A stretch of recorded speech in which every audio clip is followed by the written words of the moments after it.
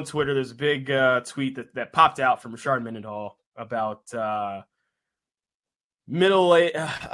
say middle of the way white folks commenting to African American players about sports or NFL players about the game, and that they should keep their comments to themselves, which then sparked, which I thought honestly brought a lot of Twitter together.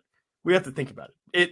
It was a great discussion, I think, and Ryan Clark took a little too serious on the response. I saw that he commented back to Will Compton about it, but I thought it was a great discussion because it's fun. It's literally what you talk about in like locker rooms. It'd be like, or just like with your buddies. You're like, if you had an all white team versus an all black team, who would come out on top?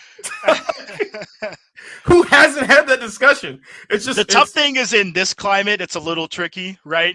With all the things that are happening and all the stuff, right? But got to know how to talk about it. Got to know how to talk about it. But it's always kind of an interesting, fun, I think, topic. Yeah. Yeah. I thought Will Compton was pretty funny about it on the pod and then on Twitter too as well. But yeah, I mean, it's just we're going to get into a discussion about white cornerbacks in a second, but I don't know who. I feel like you're taking. I mean, you're definitely. I mean, who's guarding Tyreek Hill? Like, nobody. Who's guarding Tyreek? Who's guarding Justin Jefferson? I guess they could put Christian McCaffrey out there on at corner. Jamar Chase. I don't know. I mean, because I just don't know of any recent white cornerbacks. If this was early 2000s through the 2008 period. Oh yeah. You'd be all right. Be able to get a couple dudes. The dude from was Joe Juravicious, or is he wide receiver? No, he's corner. Wide receiver. Wide receiver.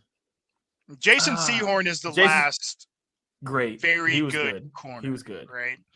And then you had the kid Riley Moss, who was drafted last year at Iowa, who ran like a 4.4. You got Boner, he runs like a 4.3. He's on the practice squad for Miami right now. But what happened? Let me set this up, right? Mm-hmm. You won Player of the Week with a couple interceptions. You're a small corner that played for UConn, right? Yeah, I was. Why is there such a disparity in what we see on the field? Especially because, you see the Wes Welkers and the Edelmans in the slot. Like, why does that not translate to the other side of the ball? Listen, when a quarterback comes up to the line and they see a white corner out there, they like, hey, this brother's getting cooked. I'm coming right at him. We had a slant called. Change that. We go into a go. We're taking it deep. You're just on the line, just Randy Moss. Let me throw my hand up. I don't know. I feel for my white brethren out there in the DB, because I'm a DB. I'm a DB all day. I rock for our brotherhood all day, every day.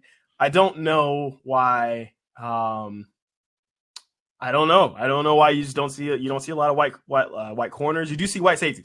I will say this: if you see a white safety, that boy can ball. Every dude that's played in Notre Dame. I'm talking. Let's take it back to when they played Reggie. Oh my God, Joe Samardzija? No, he was a wide receiver. I keep throwing wide receivers out. Who's the other dude across the ball?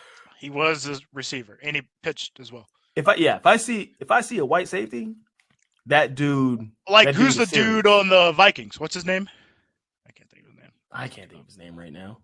Yeah, you got Harrison Smith. Him, Eagles. He's nasty. He's good. I don't know. It's when it comes to the corners, you know who you got to look at? Reed Blankenship. He is good. Blankenship. You know, when you got to look at the coaches, and from head coaches down, which means don't look at and call racism to the brothers out here, because if you look at the stats, the majority of brothers, we are not in those positions of being a head coach, because the directives come from the top down. So you got to look at your top coaches. Why doesn't Nick Saban want a white corner? I don't know. That would be who you need to start with. Those are you got to start at the coaches, the head coaches. Well, I got this idea to talk about this from Pablo Torre show. I want to make sure I credit that. Uh-huh. And Foxworth said something interesting there where he was like, yeah, I mean, the dude Riley out of Iowa last year was a corner, and they had already on the big board, they'd already moved him to safety, right? Yeah. I don't know. You know what I mean? Like it's to your point about it's not. I mean, it's not y'all in the cornerback community boxing these dudes out, right? It's the people in the front offices and the coaches. And yeah.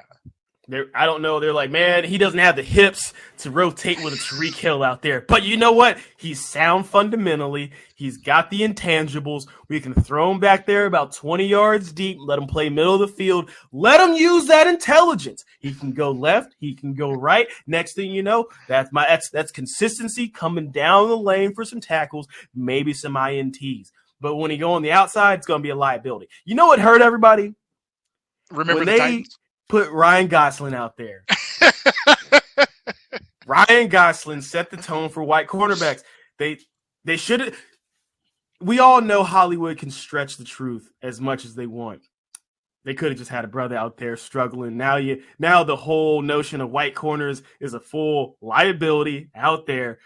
It gets solidified. So you're saying it's Disney and Ryan Gosling's fault of why we don't have white cornerbacks in 2023.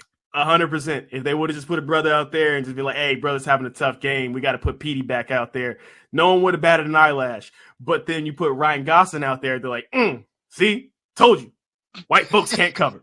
And then it sticks with us today. I don't know. I think I want to blame Hollywood. That's the only place you can take it. Everybody's been blaming Hollywood today.